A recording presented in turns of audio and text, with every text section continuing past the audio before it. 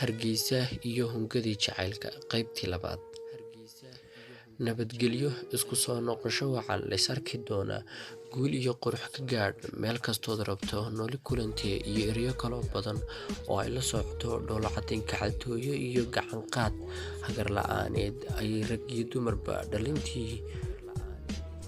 sii dhaweynaysay igu soo ambabixiyeen dhammaantood halka intii waalidka iyo waxgaradka ahayd duco iyo dardaaran fariiqyada igu soo xidheen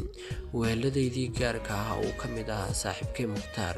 waxaa wejiyadooda iiga muuqanayay dareenno walaac busayl hor leh hogaaminaya oo diirka ka qaadaya sida ay igu booliyoobi doonaan una tabi doonaan la jirkaygii joogtada ahaa.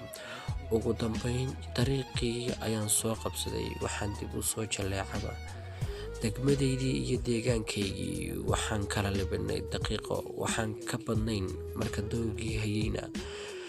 xiise ayaa wadnahayga xantaxanteeyey oo durbe i soo qaaday maha socdaalkaygii ugu horreeyey ee aan kaga soo hayaamo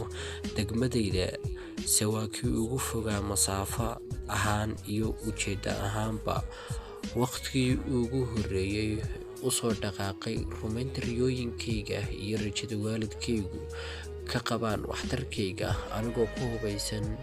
kalsooni deganaan daacadnimo duco waalid aaminaad aan aaminsanahay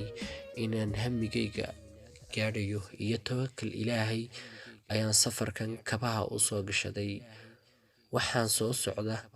waykan waxaan hadda marayaa magaaladii Burco waa caasimadii Togdheer